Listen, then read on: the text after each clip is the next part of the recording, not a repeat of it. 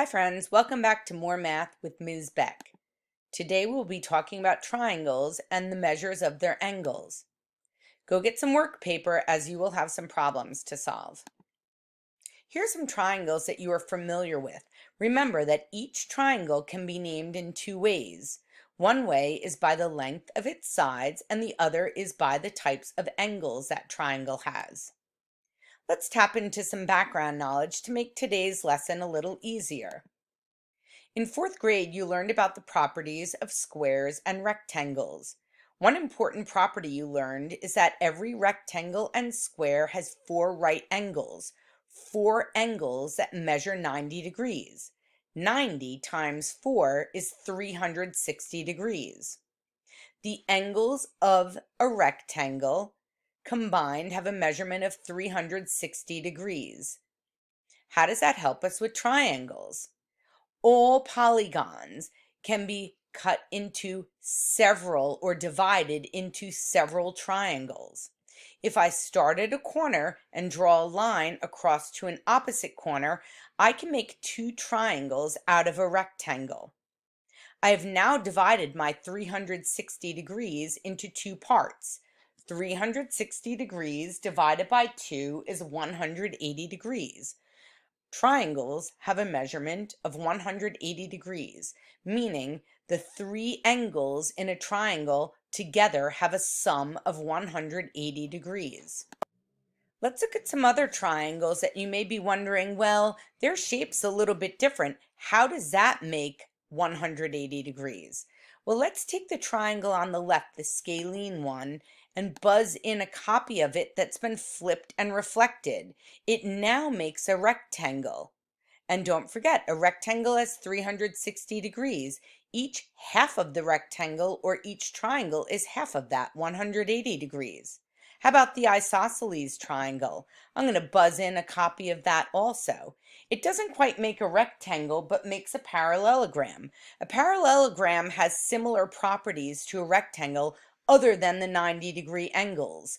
Its angles combined still equal 360 degrees. So when you cut it in half, it makes two triangles that each have combined sides of 180 degrees. Therefore, all triangles measure 180 degrees. Since we know that the sum of the angles always equals 180 degrees, we can write an equation. A, the angle at A, plus B plus C equals 180 degrees. Then we would substitute the values that we know for the variables. Since we know that angle A is 75 degrees, we replace that A with 75. And we know that angle B has a value of 43. We replace the variable B with 43. And likewise, angle C measures 62 degrees. So we replace the variable C with 62. And now we have a full number sentence with all numbers. 75 plus 43 plus 62 equals 180. But does it? Let's check our work. 5 plus 3 is 8 plus 2 is 10. We put down our 0 and carry our imaginary 1. 1 plus 7 is 8, plus 4 is 12, plus 6 is 18. And yes, it checks out. Before we solve to find angle B, the missing angle, I want you to take a look at the key so you understand. The italicized M always equals measure or measurement, and that symbol equals angle. Let's take a look at the problem. In triangle ABC, the measurement of angle A is 78 degrees and measurement of angle C is 45 degrees. Find the measure of angle B. Let's first start by writing our equation. A plus B plus C equals 180. Now take a look at your triangle. Can you replace any of those variables with values? Sure you can.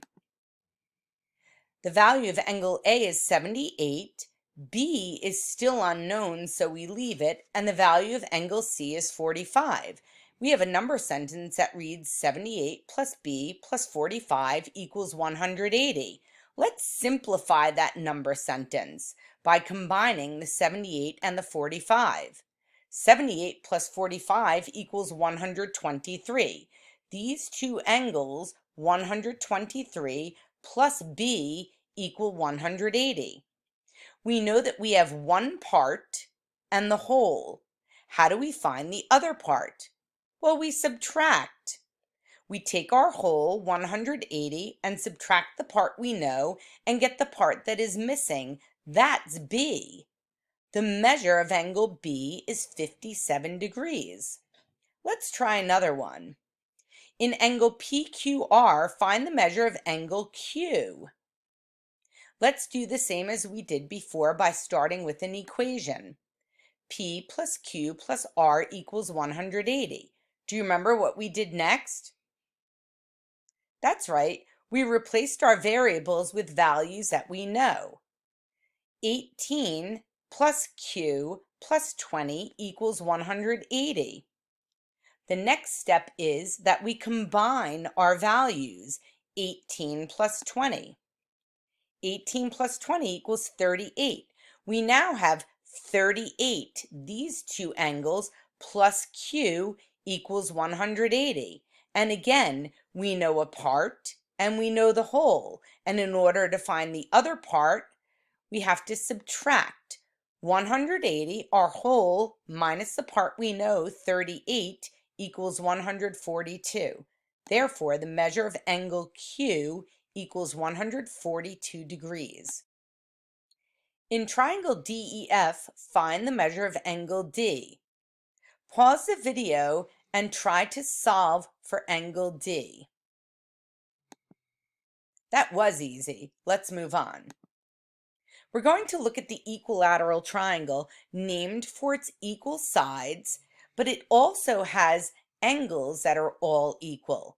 If you were to take three pieces of spaghetti that are all equal in length and assemble them to make a triangle, you would notice that the angles are all the same also. And because a triangle has a total of 180 degrees and there are three angles, if you divide that 180 degrees by 3, you get 60. Therefore, all angles in an equilateral triangle always measure 60 degrees. Something I want you to note also is that this triangle's sides are marked with 2 tick marks each. It doesn't matter that you use 2 tick marks, 1 tick mark, 3 tick marks, as long as when you want to show congruent sides that they are marked by the same amount of tick marks. In earlier lessons, you saw a triangle that looked like this. One side has 1 tick mark, the other side has 2 tick marks, and the third side has 3 tick marks. This means that not one of the sides are congruent. Therefore, this is not an equilateral triangle. But hold on, we're not done yet. We're going to look at one more triangle, the isosceles triangle. The isosceles triangle has 2 sides, or legs as they're sometimes called, that are congruent. And something I like about this particular picture is that not only are the sides marked to show that they're congruent, but the congruent angles are marked as well. In an isosceles triangle, opposite angles are congruent. So if you look at this side here, the angle opposite it is congruent with the angle that is opposite its other congruent side. The angles opposite the congruent sides are also congruent. Therefore, the congruent legs DE and FE are the same, and the congruent base angles D and F are the same or equal each other. Not all isosceles triangles are drawn the same. Notice the congruent sides or legs which name an isosceles triangle.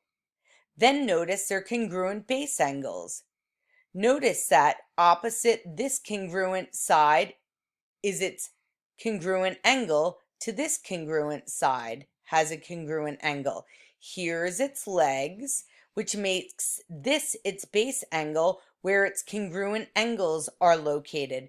Same with this one, marked by 2 tick marks, and its congruent friend over here. These are the legs, which makes this a base angle where its congruent angles are located. This is important to keep in mind.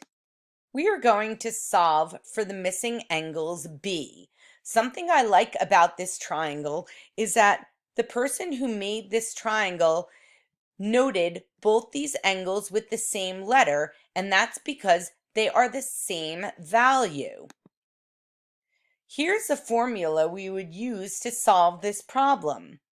Since the whole triangle has a measure of 180 degrees, we subtract the angle we know and then we divide it by 2 because these are the same value.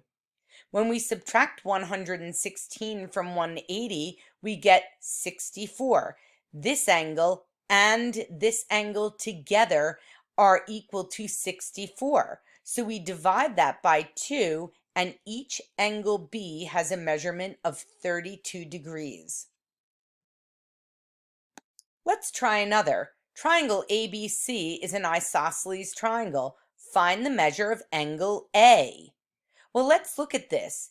Here's one of the legs marked with a tick mark. Here's another leg marked with a tick mark, which means this must be the base. So this angle and this angle must have the same value. Base angles are the same or congruent. Therefore, angle B is equal to angle C.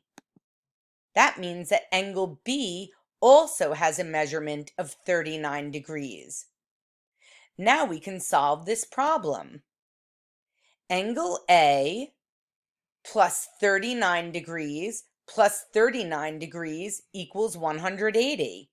We then combine the two 39 degrees and we have angle A plus 78 degrees equals 180. These two angles together equal 78 degrees. We subtract that 78 from 180, and the measure of angle A is 102 degrees. Now it's time for you to try it. In triangle DEF, find the measures of angle D and angle F. Pause the video and take a moment to solve this. I know you did a great job solving those problems. Tune in later this week to learn more about finding unknown angle measures in triangles. And don't forget, you got this, friends. Work carefully and slowly, and don't ever forget to analyze a problem before you ever pick up a writing instrument. Have fun, friends.